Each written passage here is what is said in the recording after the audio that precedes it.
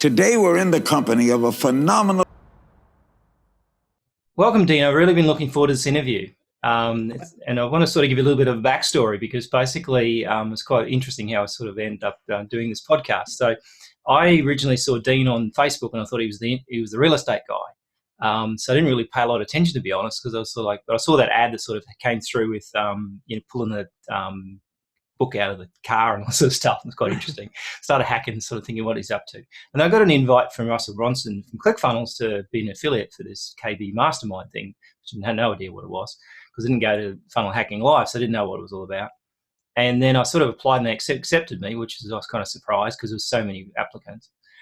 And then I sort of got into it and thought, wow, this is quite amazing. I sort of underestimated what Dean can do or what he's like, right? So it's quite amazing. I've never seen anybody so passionate or sort of giving in that process. It was quite amazing. Oh, thank you. So I think I've seen a lot of online launches and I've been around quite a long time, probably 30 years. And I've never been so impressed with your marketing and the way you go about it. So it's quite amazing. Oh, John, I appreciate that, man. Thank you so much.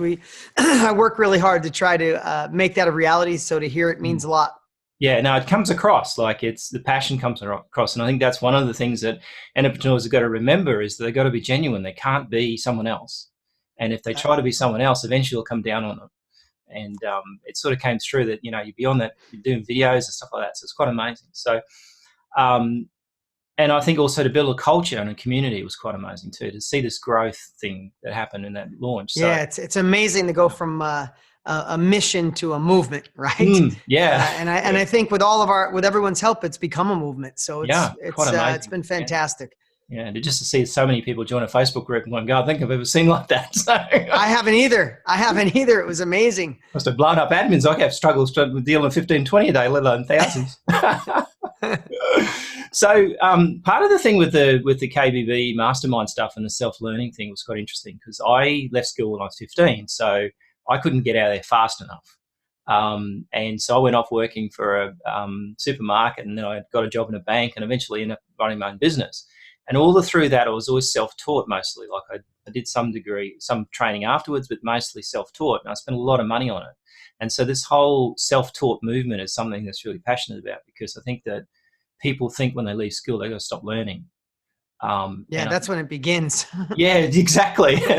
And so the beautiful part about the internet now, back probably 20 years ago when I first started, you couldn't Google much. Like there wasn't lot. Well, same here. There wasn't even Google, right? Yeah, Like it maybe got some weird responses but now I pretty much Google anything. And so I think it's quite amazing that, like the self-taught stuff is starting to come to fruition. And what do you think about today's traditional, education system, Dean? Do you think that it's broken? Do you think that in my opinion, it's always been broken.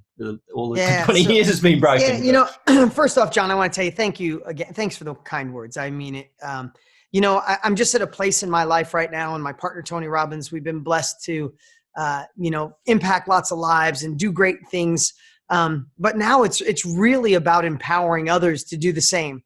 Self-education, self-taught saved my life. If I didn't go self-taught, I wasn't that smart. By 15, I was getting out of school by 11 o'clock in the morning. I went to English and gym and I got enough credits to get out of high school barely and never went to school again. So I understand that. And if I didn't find kind of a self-taught, if people didn't share what they knew that I could learn from, where would I be? And Tony Robbins has the same thing. If he didn't find Jim Rohn and go down that road, where would his life be? So it's an absolute passion of mine. I'm glad you got to experience it from my heart when we were, we had the biggest online training in the history of the world. We had the biggest launch ever. And it was amazing to watch everybody really embrace this. 80 countries, every niche possible. So we'll talk more about that in a moment. But what I feel, if I'm just completely honest about the current education system without being, without bashing it because it wasn't for me. I knew I wasn't going to be in school long by 8th grade. It just wasn't my thing. I had dyslexia. I struggled all the time. Teachers made me feel bad. There was a time where I thought this teacher is criticizing me, but I wouldn't want to live their life. So why should I listen to a person who criticizes me? It's qualified, right? They're not qualified, right? I don't know how I thought like that, but I did. But here's what I believe about the current education system, whether you're going through it now or went through it. It just hasn't evolved fast enough. You know, John, you brought up 20 years ago, you know, when I wanted to be an entrepreneur, you know, 25, 30 years ago, when I wanted to do something I watched my parents work really hard to have nothing. I'm like, that doesn't work out. I want something different. We didn't have, you couldn't go listen to a podcast or go find a video on YouTube or Instagram or Facebook. It was like, you either read a book, and I wasn't so good at reading, or you found a mentor in your house, or you know, in your town, I should say, around your house, in your town, or bought something off an infomercial like I did. I bought Tony Robbins' course 25 years ago. There wasn't access to all this great knowledge. So that's helping fuel this industry, which I love. But here's what I feel about college. If you think about this, you know, my iPhone that's in my hand. 25 years ago, none of this existed, right? Our world has grown exponentially. I mean, just think about if you have kids, what their experience compared to when we were kids. Oh, yeah. I got a 20-year-old son. Like, you know, it's quite completely different. Yeah. I mean, the phone, there was one phone in the kitchen on the wall, and it was rotary when I was a kid. If somebody called, you weren't home, you never talked to them. Exactly, you know, there was no Google Maps, Google Earth, taking pictures. You had a big old camera. There was no digital pictures. All of this has changed so exponentially, right? So our world is changing like this. And colleges and universities haven't kept up with the times. Listen, I heard somebody say it and I requote it, but if you took somebody from 1950 and you brought them into today's world and you showed them what we had, they'd be like, oh my God, this much happened in this short amount of time. But if you brought them to a classroom, the only thing that changes, the blackboard's now a whiteboard. Yeah. And you know, there's a rumor going around, not a rumor, a saying going around the internet that by the time the ink dries on your diploma, everything you learned is already outdated. And there's a whole generation of millennials that have massive amounts of college debt and they don't know what to do with their lives. It just, you know, colleges are just not doing for people what they used to. When back in the Industrial Revolution, it's like, go to school, get a degree, get a job. There you go. That's not what the world wants anymore. And they're feeling it. There's a massive exodus from school. People, when they want to make more money, they don't go back to school. Only 27% of people who get a degree actually use it. 52% of them hate the job they get. So it's a massive failure. But here's the cool part. When something fails that bad, it's when the birth or the rise of something else that takes it as an alternative. And colleges better change. Universities better change, because there's only 3 ways to learn, John. And you know this. You've been in business for a long time. Traditional general knowledge in the education system. Even Napoleon Hill in 1937 said, general knowledge, no matter how much you get of it, it ain't going to do crap for you. That does nothing for you, exactly. Yeah. I'm paraphrasing, but that's what he said. Yeah, makes entertainment at parties, but that's about it. You need specialized knowledge. So there's the general knowledge of traditional education. There's trial and error, and that's hand dampering. Like, you try to, you know, if you go down the wrong path of trial and error, you can work really hard, but you get nowhere. And then there's self-education, the road you took, self-taught. I took Tony Robbins, so many successful people I know. And that's the ability to learn from people who've already been there, right? Learn from people that are a chapter ahead of you, a month, a year, 6 months, 10, 20 years ahead of you. And that's fueling this industry that used to be nothing. Today, it's a $455 million a day industry. Forbes says it's going to $1 billion a day industry. So people are going, that whole school system, $1.5 trillion. You know, in the States, we have $1.5 trillion in college debt. That's crazy. So college isn't working. Yeah, college isn't working. Learning on your own trial and error isn't. And the world is turning towards self-education. And that's why Tony and I got together. Between the two of us, we've been doing it for 60 years. It saved our lives, so we're passionate about it. And we wanted to create a process that everybody in the world has a skill, a hobby, a passion, an experience they went through, that if they extracted it and shared it, they could impact people's lives and get paid to do it, right? We believe everybody with knowledge in their head, if you die someday without sharing it, you're really doing a disservice. We changed the world by fueling the self-education industry. So we got together and said, let's just create the greatest blueprint and process that's ever existed. We knew the world was ready for it, John, but we weren't sure they were that ready when we went live, and 200,000 people showed up from 80 countries around the world. It was really bad, right? Yeah, we got mad. No, it was amazing. Yeah. Yeah. That's amazing. I mean, I think that's the thing. Like, you know, I remember seeing a movie, Catch Me If You Can, and impersonated all these different people. And one of the things he said is he was a college professor for a while, and he said that he said, "How did you manage to pull that off?" And he said, "I was just 1 week ahead of the syllabus. Like I just learned Exactly. the next week, right?" Yeah. Sometimes you just got to be a chapter ahead. I mean, John, how old are you? 54. Right. So we're close in age. What would it be worth to you to go back and spend a whole day with your 25-year-old self? Oh, amazing. Like that. Yeah. I mean, I'd save myself $1 million to start with. So just don't do it. Yeah. Yeah. No, I mean, that's really, the thing. Yeah. That's really what self-education is, right? There's so many people that have been in something a year, 5, 10, or 20. And there's so many people starting out at day one. And at day one, it's like you're at the start line and you go, oh my God, okay, I want to do this. Do I go to school or do I go back to school? Do I try to figure it out on my own? Or do I go spend a weekend with John and let him condense decades into days and tell me how to really launch this? And that's where the world's going. And it used to be, I must go to college or go back to college or figure it out. And the world's changing. They're going, no, I'm going to find somebody who's in my niche, who's willing to share what they know, and I'm going to cut them a check to go faster. And we want to help. What we wanted to do, and it's happening again in 80 countries, is helping people have a process to extract what they know, build the confidence, know who wants it, sell it to them, deliver it through a Zoom call like this, or a Skype, or in person, or a community, or a workshop, or a Facebook group. And it's, if you've been a part of it, you see what's you see what's happening. It's unbelievable. It's amazing. And I mean, I think the thing is that when you see the people come through, some of them are broken. Like, it's like, it's almost like the system has broken them, and they must have to pull them down and start again. And I mean, I think that's like with my son, he was going to go to university when he finished school. For a brief moment, he actually got accepted and he was going to go.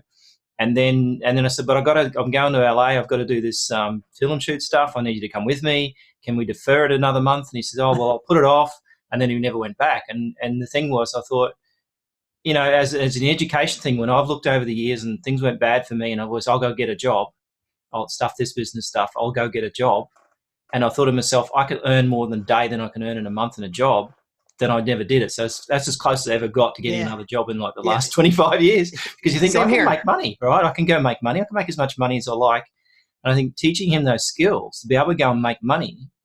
Once upon a time when you had physical skills, you could go be a handyman. You could do those things, plumber, whatever. But now it's much more about what you can pull off in terms of, knowledge rather than just physical. John, we have a lot more in common. If we had 10 hours to talk, I'm sure we've been in business for that many years. My children are 13 and 11, and I have a baby on the way. Yeah, I see that. Yes. It looks 51, like fun there. 51, I'll be back in diapers. It's just crazy, but I'm excited. But here's the thing. Isn't it crazy how just a generation before us, there was no question like, oh my God, my son's going to college. My daughter got accepted. And in my head, I'm like, oh, I hope my kids don't go. Like, I want to if they want to go, I'll support them. But here's what I said to, especially because we're both parents. This is what I said to my daughter. She's 13. And because people ask me, is this really your belief? I said, okay, I'll tell you the conversation I had with my daughter. She's 13. She said, Dad, I don't know if I want to go to college, work with you, do something on my own. I said, let me just give you an example, babe, so you really get what your dad does for a living. I believe in self-education. Most people don't know what I do for a living. So I said, if you want to go to college for a year and have fun, let's just do that. But no, that's just to get the college experience. But I said, she loves designing and decorating. If I decorate my office, I tell my daughter, come do it, babe. She has this great eye. So I said, let's say you wanted to be an interior designer, interior decorator, and get paid to do really beautiful homes. I said, there's a couple ways you could do it. You could go to university for 4 years and get a business and an art degree, design degree, maybe a year extra to get your bachelor's or your master's. I said, then you can get out and go to work for a firm, and you can work your way up the ranks and become a manager and an elite. And then maybe 10 years, you start your own place. That's the way the world looks at it. That's the way we've been taught. I said, or babe, you could do this. We sit down together and we find the top 5 interior designers in America. And she said, it would have to be a girl. I said, okay, we find the top 5 women interior designers in America. And then you and I sit down and craft a really nice letter letting her know that you would like to be the best employee she's ever had in her life, but you are free. And you want to come and immerse yourself with helping her go faster, quicker, and do everything possible. You'll be the best employee and you don't want to dime. Out of those 5, you'll get a couple offers. You accept one. And you go work for that woman who's one of the best on the planet, been doing it for 10, 20, 30 years. And at the end of that year, you will know what she knows. You get to start off where she left off. And a year and a day, I will go partners with you and we will start your interior design business. And you will be better, faster than anyone who went to college for 6 years. You'll have no college debt because you don't learn general knowledge like you do in college. You'll learn specialized knowledge. You'll know the stuff you need to know. We're still teaching in universities and high school stuff that you could Google. Why would you teach it? If she doesn't like it in that year, she'll stop, right? And then she'll stop. Oh my God, dude, you and I are kindred spirits. I said, and you could be halfway through and say to her, "Hey, it was great helping you for 6 months. This is not my thing." And you go. Exactly. Yeah. Could happen weekday. Worst week of working there. Yeah.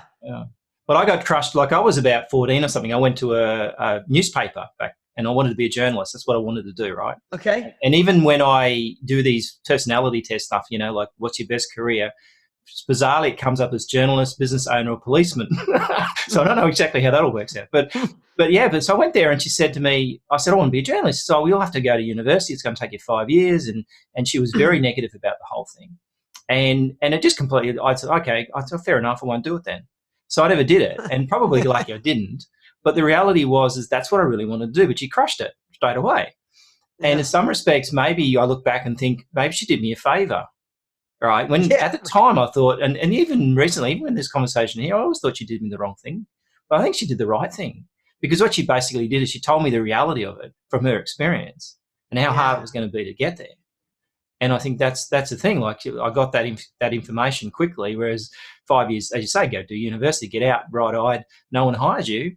And then you're back at square one. So and I'm all the years that I've been listening to Tony Robbins stuff, I bought his original. My sister bought me his book like way back, and I read his book a few times and sort of started buying CDs and stuff. And that sort of got my mindset right. So my attitude was, whenever I needed to know anything, I would go and buy it. And even to this day, like when I'm doing courses, I'll buy a lot of online courses. I make a commitment number to finish it, not just to buy it, to finish it. And that's one thing I think a lot of people never do. And then secondly, basically implement something, just do one thing. And I think that's a game changer. You got to do that sort of stuff. So in your opinion, what's the 3 traits of a successful entrepreneur? Like, what do you think when you see someone what's their traits, do you think? What makes up that person? As opposed to a business owner, because I think they're very different. If they're successful, not just an entrepreneur or a business owner, but someone who is successful, and successful could mean they do it without killing themselves every day, or financially successful, or they're making an impact, right? Because we both know a lot of great people that quit a job to create another job. They think they're an entrepreneur, but they're really just struggling. I think one of the first thing is working on your mindset. Having a bulletproof mindset and feeding it every day. I think if we know we want to be in good shape, we know we got to go to the gym several times a week, right? You don't go to the gym for a weekend and be in great shape for the next 3 years, but someone will go to a Tony event or my event or read a book, feel empowered, and then not touch it for a year and think that's going to last. Like for me, I have to feed my mind all the time with learning from other people, with personal growth. I listen to a book almost every day of my life. I'll listen to half hour, an hour every day. I got to keep feeding that because the carpet gets pulled out from under you. Things go wrong. Regulations change. The marketing changes. The environment changes. Technology changes. Your key employee leaves and starts his own business. Your accountant messes up and forgets to pay the right taxes. Like all that stuff's going to happen. And if you're not mentally prepared, it's when you retreat and you're the guy that used to own a business or the girl that used to own a business. So I think it's an absolute must to work on your mindset. With the wrong mindset, it doesn't matter what the business is. You will dabble, fail, and blame it on the business, blame it on the economy, blame it on the president. Mindset is the foundation. The second part is having the ability to take action, right? Like, let me back up. Let's make action last. The middle part is following a proven model or doing what you do, paying for speed, learning from people who've already been there.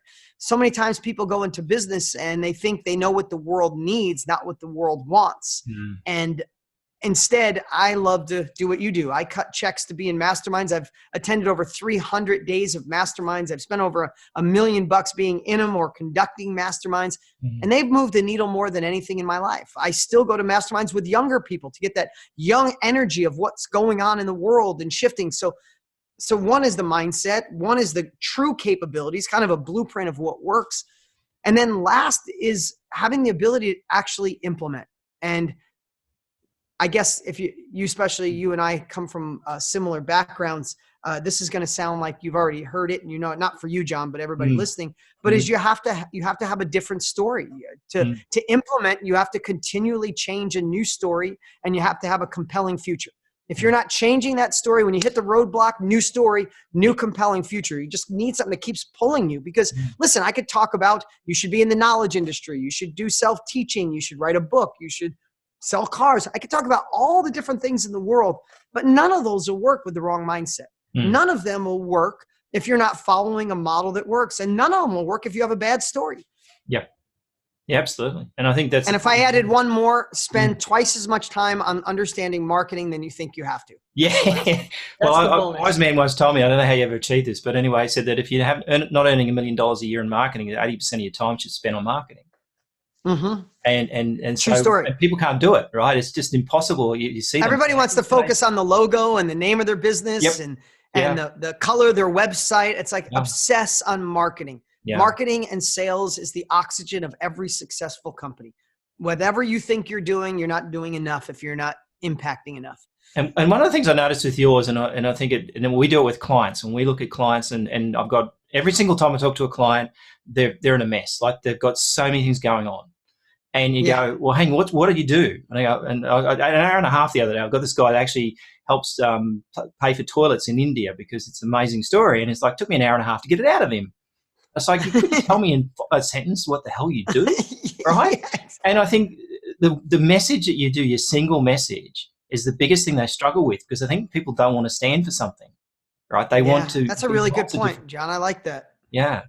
And that's the single biggest difference I've seen in, like, you've got a very clear message. It's very straightforward. It's basically changing the way that it works, changing the education system, and it's simple to get on board with. But most entrepreneurs will go off and try and sell you 10 different things. And the reality is it's just one thing. You sell them one thing, you're lucky, right? You sell them 10 exactly. things. Yeah. And so I think that's a trait for an entrepreneur, is being able to go for their helicopter view. I mean, I remember, it's a long story, I took over the software company, and we had 3-hour meetings every week. Like, it was driving me insane. And so I was just going until he left. We had these meetings.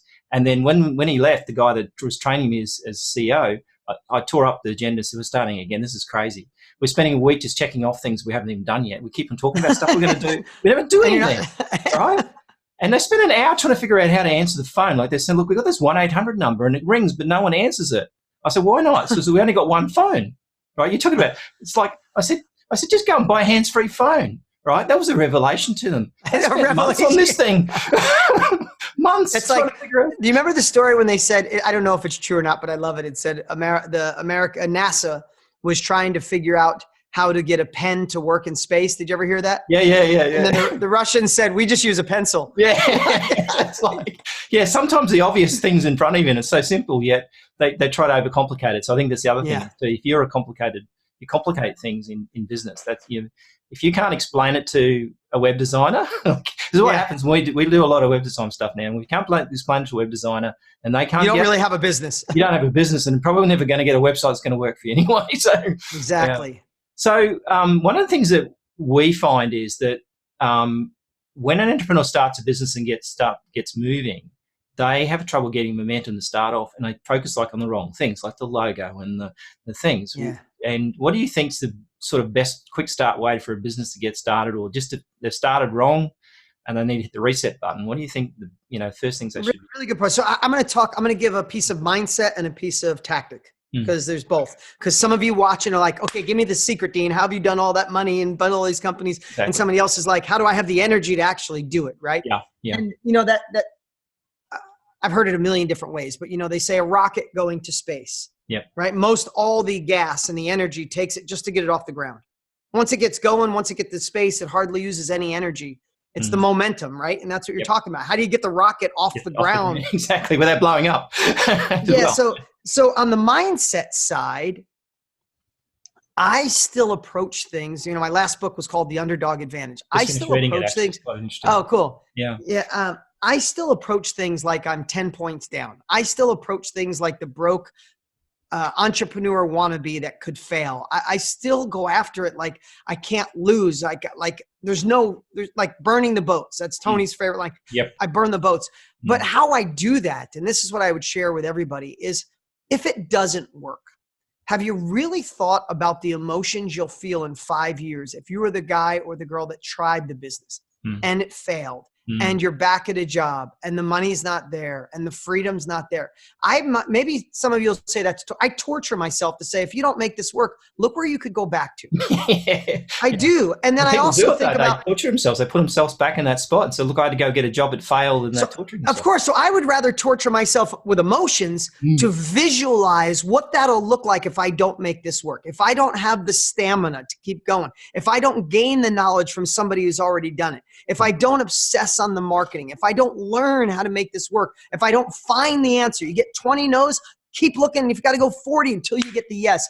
I will look at what my life will be if I don't make this work. And then the second thing I'll look at is, what would this be like if it does? And as simple as that sounds, you've all heard it, but how much are you obsessing on it? And then observing that on a daily basis. People say, how often do you look at your goals? You have to look every day. Like the biggest person we have to do a sales job on, John, is ourselves. Exactly. You're the worst person in the business. You're the most dangerous person. Exactly. We got to get out of bed. We got to motivate other people. We got to get the banks to give us money. We need to bring people on board. We need to recruit people from other companies, get people to buy our products. If we don't have the enthusiasm, if we're not driven, then the rest of it's done. Right? So what I believe is, decide you're going to win, burn the boats, gain the capabilities, decide how you're going to feel if you make it or you don't make it. And then the second part on the tactical side, I'll go what I said before, is spend 80% more time. I'll say 80% more time, whatever, significantly more time on understanding your market, see who's winning in your market, and check their marketing. How do they market? How do they sell? Don't reinvent the wheel. See what your competitors are doing. Do it better and do it more authentically.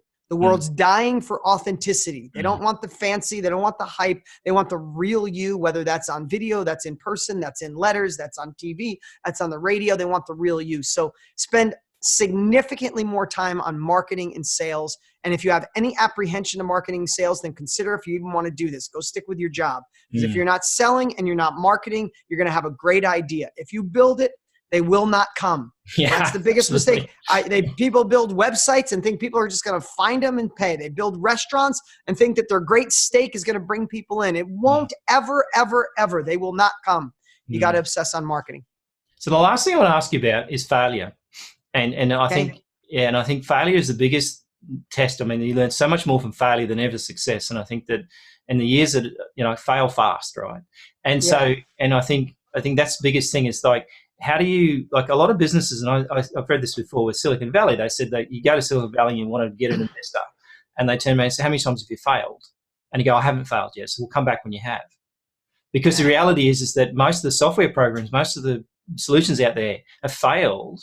Some didn't make it, but some repurposed and became something else. And most of those success stories that you see in the big businesses now, they're all the ones that come from failure. So how do you deal with failure? Like in certain situations, you go like, oh, this is not working. I'll stop now because I've failed and it's not going to happen. And then punish themselves and go and get a job or something. But the reality is that failure, how do you, like the Underdog's a very good story about it, kind of, it's all about failure, like it's all and how things fail. It's quite interesting stuff. So, so I believe, listen, there's nobody going to say, I'm in the middle of a failure. Thank God. This is amazing. Such a blessing. Right. But the fact of the matter is, when you fail, you end up navigating new territory. It's like you're going to the Amazon and you go in the woods and you're trying to find someplace and you get lost 5 different times. You fall in a pit, you fall in quicksand, you get attacked by a lion and you fortunately don't die. But if you went in that woods enough, that's why Silicon Valley says it, eventually you would find a map through the jungle. And where other people would have fear, you go, no, I've navigated this territory. Right? And after years, you forget that you even did that. But It was the failure of getting lost Yep. Confidence to find the path, right? And what it also does, it just what you said, it turns courage into confidence. And if you're listening right now, John, I know you already know this, but everybody listening, don't confuse courage and confidence. Courage is you're in a plane and you're going to parachute. Courage is jumping out and hoping the parachute opens. Yeah. Jumping out of the plane 4 times and the parachute opened every time. By the 5th time, you have confidence and you hang out and you have your phone doing a selfie and you're not afraid anymore because you navigated new territory. Your courage pushed you to gain confidence. You don't have confidence to find your way through the woods until you have the courage to explore. You cannot be successful until you have the courage to fail and get up and go over again. That's why in Silicon Valley, they want you to fail a few times. They want you to have navigated new territory. And one thing I tell my kids and I tell everybody in my team, if you want bigger results, you must handle bigger problems. That's just the way it goes. You want small problems, you'll have small income. You want to take on big problems, you can have bigger income. I got 70 employees in the other room. It's not a fun time all the time. I've been to 23. I got to 23. That was enough, man. What I'm saying is, so your biggest obstacles are your biggest gifts, even if it sucks, even if you hate it. I believe the last thing I'll say about this, whether you believe in God, the universe, a success auditor, I believe God or some hypothetical being out there puts roadblocks in your way to see if you're worthy of the success you crave. Yep. If there's one roadblock in your way and you go, oh, this sucks, entrepreneurialism is terrible, it never works out, then all they're saying is, okay, you're meant to go have a job for the rest of your life. You go to the left, thank you. Yep. But John, oh my God, you failed. You've been upset. You were sad for a week, but you got back up and you're trying again. Oh, check. Good job, John. Oh, you had that new business and the accountant ripped you off and you're still struggling, but you're getting up and you're still doing it. Oh, another check for John. And all of a sudden you check enough boxes and one day your business is thriving. Yeah. I think it's like the universe is making sure that you're ready for it.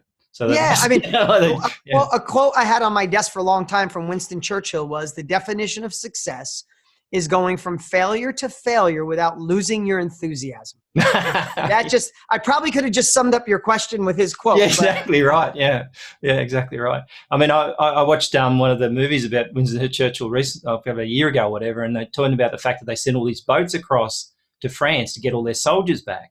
Everybody in a boat, like 1 million soldiers came back or something like that, and they sent everybody in America, in England had a boat, went over and picked someone up.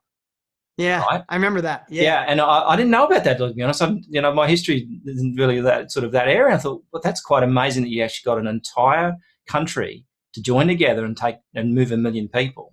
And they probably can't fix a pothole, Exactly. It's like you can't fix a pothole. Yeah. But if you can move 1 million people and save their lives because people believed in it, and that was coming from absolute failure. I mean, the Germans were pushing them into the sea. Like they were going to basically all lose it, and they would have lost the war from a result. But that was the biggest failure. But out of that, they probably won the war basically the fact they turned their whole mindset around. Yeah, so it's quite amazing. I watched the same movie and I didn't know about it either. So there you go. It's awesome. And I actually Googled to make sure it was true because I thought to myself, maybe this is not true. Maybe it's just like the cinematic version of it. Yeah, believe me, I remember the movie, and you remember when they like panned up and all these boats were coming. I got goosebumps. I was like, yeah, exactly. Oh, yeah. But probably it was probably even bigger than that. So it's quite amazing. So, Dean, I'm really thankful for you coming on. I mean, as I said, I think we're really kindred spirits. And when I read your latest book, I sort of like reconnected there and thought, wow, like there's some stuff there you talk about. And I go back to my life and what I did. And it's like, basically when you get to a point where you've got no route, you've got that courage and you make sure that you follow through with it and know that the failure is the best way to go learn stuff. I think that frees you up in business. Like it makes you think completely differently. And that's how the big guys think. Like, you look at someone like Amazon puts up pop-up stores and it's a big failure. So it's not, they're testing something. Right? Yeah. So I think it's no, we're really excited, man. And I really enjoyed this conversation. I'm glad we fit in the time today to do this. I appreciate all you're doing for the world and giving back. And if you're watching or listening right now, if you liked anything we talked about, I'm happy because I know that you have a lot of options on what you could do, but you should also go to, and we registered a URL for you, John, johnskbb.com. So if you go to johnskbb.com, you'll see the chance to register and reserve a spot for the live training I'm doing with Tony Robbins on February 27th. We only do it one day a year. If you want to learn about the self-education industry, how to potentially be in it, how to share what you know, how to get paid to do it, how to help make an impact on the world, or you just want to watch two guys that have been in this space for 60 years combined deliver some amazing value. Last year, we did the biggest training in internet history. I think this year we're going to beat it.